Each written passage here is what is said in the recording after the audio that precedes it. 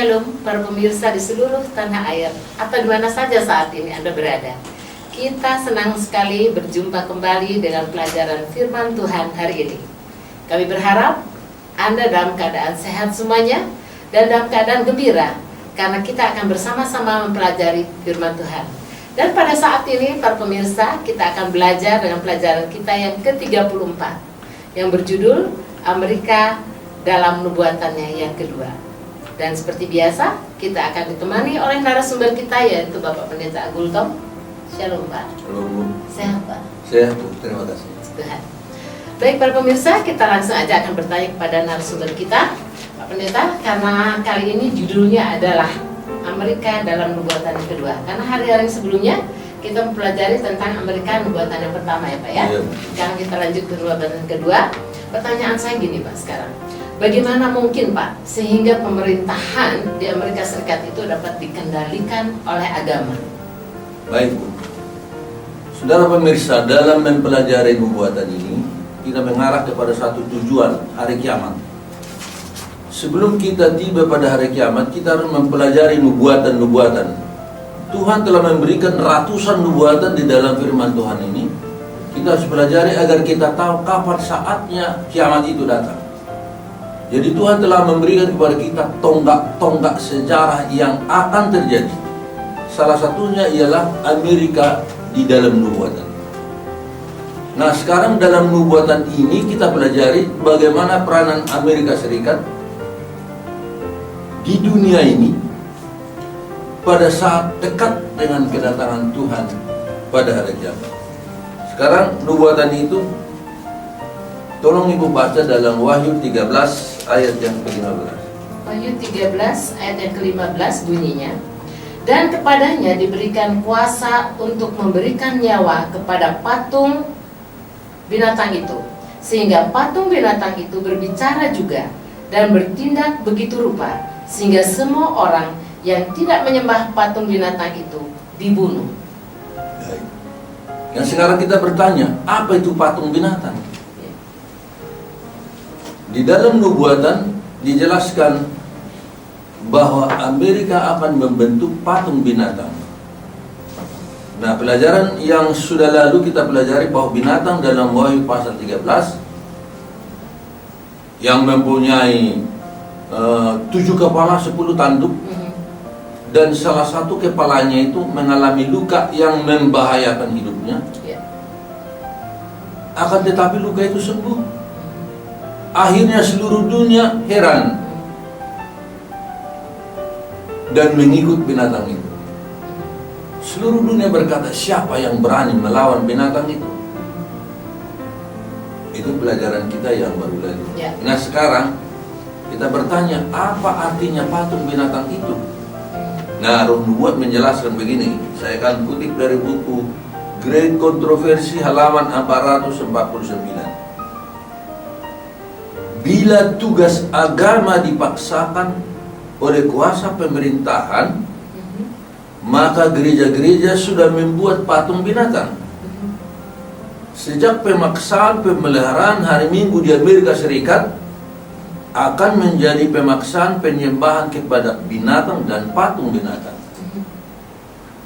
Nubuatan mengatakan satu saat kelak agama akan mengendalikan pemerintahan di Amerika.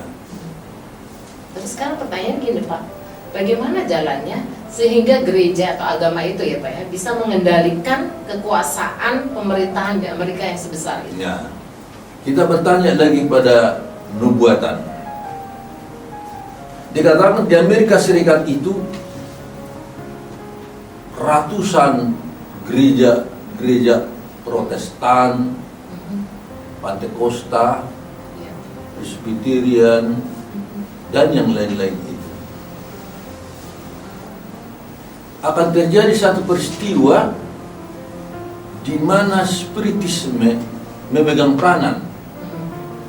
Karena nubuatan itu mengatakan bahwa spiritisme adalah alat pemersatu untuk semua gereja Protestan di Amerika, bahkan di seluruh dunia ini. Saya kutip dari buku Great Controversy halaman 588. Sekarang pertanyaan gini Pak, Bapak katakan spiritisme.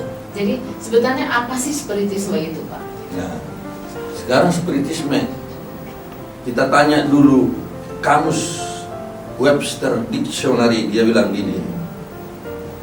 Spiritisme adalah satu keyakinan bahwa orang mati itu dapat berkomunikasi dengan orang-orang yang masih hidup. Itu menurut Webster Dictionary. Bahwa dunia orang mati ada dalam keadaan roh-roh. Dan roh-roh orang mati itu tidak mati. Itu sebabnya mereka dapat mengadakan hubungan,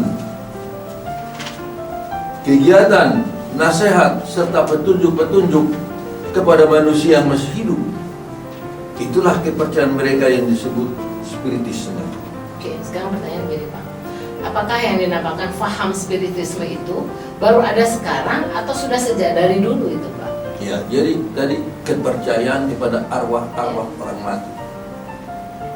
Sebenarnya ini bukan satu kepercayaan yang baru saja terjadi. Karena kita tanya dulu peristiwa yang terjadi pada zaman Nabi Musa. Mungkin Ibu tolong baca dulu Ulangan 18 ayat 10 dan 11. 18 Ayat 10 dan 11. dan yang 11. Oke. Ulangan 18 ayat yang ke-10 dan 11. Di antaramu janganlah didapat seorang pun yang mempersembahkan anaknya laki-laki atau anaknya perempuan sebagai korban dalam api, ataupun seorang yang menjadi petenung, seorang peramal, seorang penelaah, seorang penyihir, seorang pemantra, ataupun seorang yang bertanya kepada arwah atau kepada roh peramal, atau yang meminta petunjuk kepada orang-orang mati. Ya, sejak Nabi Musa sudah ada praktik bertanya kepada arwah-arwah orang mati. Sudah ada praktik kemasukan arwah sehingga jadi peramal, Ya. pemantra, ahli nujum. Ya. Nah, pada zaman itu Musa dengan tegas oleh perintah Tuhan melakukan hukuman. Apa hukumannya kalau kedapatan orang seperti itu pada zaman Musa? Tolong Ibu baca Imamat 20 ayat 27. Imamat 20 ayat yang ke-27. Apabila seorang laki-laki atau perempuan dirasuk arwah atau roh peramal, pastilah mereka dihukum mati, yakni mereka harus dilontari dengan batu dan darah mereka tertimpa kepada mereka sendiri. Kerasnya hukuman Tuhan. Sangat dilarang orang bertanya kepada arwah. Nah, tadi kita catat Bu, dikatakan begini. Apabila seorang laki perempuan dirasuk arwah. Apa artinya dirasuk? Kemasukan. Masuk. Ya. Masuk arwah itu padanya sehingga dia bicara seperti Orang orang. yang masuk itu, arwah yang masuk ke dalam. Jadi kalau arwah seorang penyanyi masuk arwahnya, ya jadi penyanyi dia. Ya. Lalu dia mempunyai suatu kekuatan, jadi orang kuat. Ya. Dirasuk, masuk dia. Jadi roh setan itu masuk ke dalam seseorang, harus dihukum bunuh, Dihukum mati. Ya? dihukum mati. Oke. Sekarang pertanyaannya Pak ya, bagaimana Pak bisa masuk spiritisme itu ke dalam dunia kekristenan sekarang ini? Nah, tulisan yang dilihatkan itu mengatakan dulu spiritisme itu membenci Kristus, membenci Alkitab dulu. Tapi sekarang berubah dia. Namanya spiritisme modern. Ya, jadi modern. Kalau modern dikatakan begini, saya baca ya. Ya. Sementara zaman dahulu spiritisme mencela terang-terangan akan Kristus dan Alkitab. Sekarang spiritisme modern menyatakan menerima, welcome kedua-duanya. Ya. Masuk dia. Alkitab oke, Kristus oke. Nah, dia jadi masuk arwah setan itu kepada pendeta-pendeta. Saat ini ya Pak. Dirasuk dia. Pendeta-pendeta yang sudah melenceng dari firman Tuhan. Sehingga ini sudah dinubuatkan oleh Rasul Paulus. Kehebatan setan menjelang hari kiamat. Tolong Ibu baca 2 Korintus 11 ayat 14. 2 Korintus 11 Ayat 14. ayat 14. 2 Korintus 11 ayat yang ke-14. Bunyinya adalah, hal itu tidak usah mengherankan, sebab iblis pun menyamar seperti malaikat terang. Terus? Jadi bukanlah suatu hal yang ganjil jika pelayan-pelayannya menyamar sebagai pelayan-pelayan kebenaran. Pelayan Injil. Saya teruskan dulu Pak dikit lagi ya Pak ya. Kesudahan mereka akan setimpal dengan perbuatan mereka. Pelayan Injil menyamar Pelayan kebenaran. pelayan kebenaran. Padahal Pelayan setan. setan. Baik, Pendeta, pelajaran kita ini semakin dalam sekali Pak, yang perlu kita mengerti dan kita perlu mendengarnya Pak ya. Nah untuk itu kita akan beristirahat sebentar Pak, kita akan teruskan kembali nanti setelah yang satu Pak ya. Baik para pemirsa yang kami kasihi dan kami cintai, kita akan kembali setelah yang satu ini.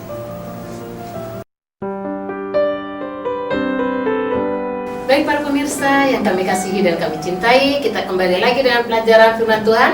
Seperti biasa, pemandunya masih tetap Bapak Pendeta Gultom, dan kita akan teruskan pelajaran yang tadi. Pak Pendeta, saya kembali, mungkin Bapak bisa menerangkan atau menambahkan ayat-ayat yang berhubungan dengan pertanyaan yang tadi, Pak Pendeta. Ya, jadi menjadi pusat perhatian kita sekarang, bagaimana bisa seluruh gereja Protestan se-Amerika juga dengan gereja-gereja lain kok bisa bersatu? Apa alat pemersatunya? Jadi Buatan mengatakan spiritisme adalah alat pemersatu. Sekarang kita tanya, apakah ada satu kumpulan yang mempersatukan semua agama dan kepercayaan? Ada? Oikumene. Ibu lihat sekarang faham karismatik. Apa itu karismatik? Karismatik adalah satu faham perkumpulan semua agama dan kepercayaan boleh masuk karismatik tanpa merubah nama agamanya. Tetap saja dia Islam, Buddha boleh masuk karismatik. Katolik, Protestan, Pentakosta masuk karismatik.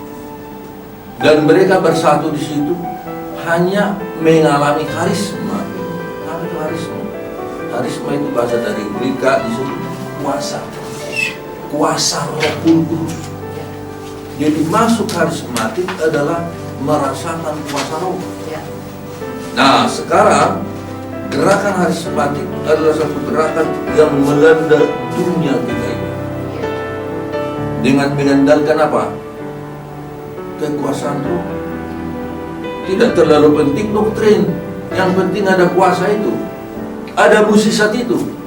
Dunia sekarang tidak menginginkan ajaran kebenaran, bukan. Kami ingin kuasa, bukti, mukjizat itu. Nah sekarang setan tampil melihat keinginan dunia, keinginan manusia. Maka saya baca satu kutipan dari 2 Selected Messages halaman 52. Dia bilang begini, setan akan membuat orang menjadi sakit dengan tiba-tiba lenyap kuasa setan-setan itu daripada mereka. Mereka akan dianggap sebagai penyembuh-penyembuh yang ajaib. Pekerjaan penyembuhan seperti ini akan menjadi ujian bagi gereja masa depan hari ini. Jadi setan bisa membuat orang sakit, gatal-gatal badannya, terus datang pendeta atas nama Yesus sembuh. Kuasa setan ini diangkat, sembuh dia. Sehingga penyembuh yang ajaib lah ini, pendeta yang dipakai ini. Sebagai penyembuh yang seluruh dunia tertipu. Ribuan peristiwa mukjizat seperti itu. Sehingga bersatulah agama ini oleh kuasa karisma tadi. Makanya Nubuat mengatakan, ini ujian bagi orang Advent. Hei, kamu umat Tuhan, ya, coba dulu sembuhkan dulu ini. Kalau memang Tuhan bersama kamu, sembuhkan. Tapi roh nubuat menjelaskan begini Bu, ya. Saya baca ya kutipannya Bu, kata begitu. Orang-orang yang tidak percaya menuntut hamba-hamba Allah, orang-orang Advent melakukan beberapa tanda mukjizat supaya mereka percaya bahwa kasih Allah yang istimewa ada sama orang Advent. Dan dengan demikian mereka adalah umat pilihan Allah adanya. Orang-orang yang tidak percaya, yang disusahkan oleh berbagai macam penyakit ini, akan menuntut umat Tuhan melakukan mukjizat atas mereka. Tetapi pengikut Kristus mengikuti teladan Tuhannya. Yesus dengan kuasa ilahinya tidak melakukan satu mukjizat pun untuk menyenangkan hati setan. Begitu pula hamba-hamba Kristus sekarang. Mereka akan mengalihkan orang-orang yang tidak percaya itu kepada apa yang tertulis. Mereka jelas mengatakan adalah tersurat. Jadi kita kalau diminta orang, memang kalian hamba Tuhan, ya, coba sembuhkan dulu. Itu menyenangkan hati setan. Tidak ada kesembuhan. Adalah tertulis. Ikut yang tertulis ini, ya. Sehingga dikatakan adalah tanda-tanda ajaib yang palsu dari setan yang menawan dunia ini. Dan ia akan menurunkan api dari langit di hadapan orang sekalian. Dia melakukan mukjizat dan keajaiban. Kuasa berbuat mukjizat ini akan melanda seluruh bumi. Wahyu 13 ayat 14. Boleh dibacakan, Pak? Ya. Wahyu 13 ayat yang ke-14. Ia menyesatkan mereka yang diam di bumi dengan tanda-tanda yang telah diberikan kepadanya untuk dilakukannya di depan mata binatang itu, dan dia menyuruh mereka yang diam di bumi supaya mereka mendirikan patung untuk menghormati binatang yang luka oleh pedang, namun yang tetap hidup. Jadi siapa aja yang tertipu? Siapa saja yang tertipu? Seluruh bumi ini tertipu.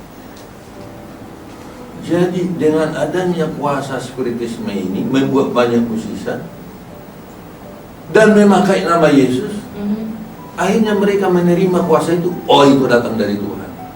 Akhirnya bersatulah mereka di dalam melakukan ajaran-ajaran yang bertentangan dengan firman Tuhan. Untuk berikutnya kita akan melihat bahwa tujuan pergerakan harismatik sedunia ini akan menyuruh dunia ini menyucikan satu hari Minggu. Karena ternyata siapa yang tidak menyucikan hari Minggu adalah musuh daripada orang yang merindukan kemakmuran dunia. Akhirnya semua orang yang tidak memelihara hari Minggu kena aniaya. Berikutnya kita akan pelajari. Baik, Pak Pendeta. Jadi pelajaran berikut akan lebih seru lagi dari hari ini ya, Pak Pendeta. Terima kasih Pak Pendeta. Baik para pemirsa yang kami kasih dan kami cintai, kita telah mengikuti pelajaran kita dengan nubuatan kedua tentang Amerika ini. Saudara-saudara dan yang kami kasihi, tentunya kita tidak mau ketinggalan dengan bagaimana kelanjutan dari pelajaran kita yang akan datang nanti. Biarlah dengan pelajaran yang kita sudah ikuti hari ini, tentunya kita akan lebih mengetahui dan bagaimana kita bersiap-siap, dan dengan bijaksana kita akan melihat bagaimana caranya mengikut Kristus yang sejati ini. Kami yakin dan percaya bahwa Anda merindukan pelajaran-pelajaran kami yang berikut nanti, tentu dengan judulnya yaitu yang berbeda, atau judulnya melanjutkan pelajaran yang sudah ada. Sekali lagi kami sangat senang sekali karena Anda telah bersama-sama dengan kami. Salam dari kami, dan kita bertemu di hari-hari yang berikut nanti. Tapi kami tidak lupa, hari ini juga pendeta kami akan mendoakan para pemirsa dan juga untuk negara kita yang kita cintai. Baik, kita berdoa. Tuhan Allah Bapa kami di surga, terima kasih banyak karena Tuhan memberikan kepada kami nubuatan yang luar biasa, supaya kami boleh mengetahui hal-hal yang luar biasa terjadi sebelum Tuhan Yesus datang pada hari kiamat, agar kami benar-benar siap. Dan bila kami semua melihat itu sudah terjadi, maka kami akan lebih sungguh-sungguh penyerahan kepada Tuhan untuk memperbaiki kehidupan kami, agar kami memiliki tabiat yang bersih dan suci, dan kami boleh bertemu dengan Tuhan di awal-awal. Tuhan di sorga, pelajaran nubuatan ini sesungguhnya adalah satu hal yang membuka hati dan pikiran kami untuk lebih beriman, lebih sungguh-sungguh mempelajari akan firman Tuhan, menuntun kami kepada kebenaran-Mu. Kami berdoa bagi seluruh para pemirsa ini, bukailah hati mereka Tuhan, supaya nubuatan ini menolong kami lebih mengerti bahwa Tuhan mengendalikan sejarah bangkit dan runtuhnya bangsa-bangsa itu. Dan Amerika dalam nubuatan kami sudah bisa lihat melalui nubuatan yang Kau berikan, supaya kami lebih mengerti dan tahu mempersiapkan diri bila mana Tuhan datang pada hari kiamat. Kami juga berdoa bagi negara bangsa kami Tuhan, berkatilah para pemimpin kami agar kami boleh dituntun kepada kebenaran dan mempersiapkan bangsa ini menjadi bangsa yang takwa dan takut akan Tuhan. Marilah Tuhan tolong supaya kami bangsa Indonesia ini juga menjadi satu bangsa yang diberkati oleh Tuhan. Ampunilah segala salah dosa kami Tuhan, sucikan kami dari segala kesalahan. Tolong kami membentuk tabiat yang suci supaya kami bersih dan termeterai. Kami sudah berdoa dan bersyukur dalam nama Yesus, Juru Selamat dan Penebus kami. Amin.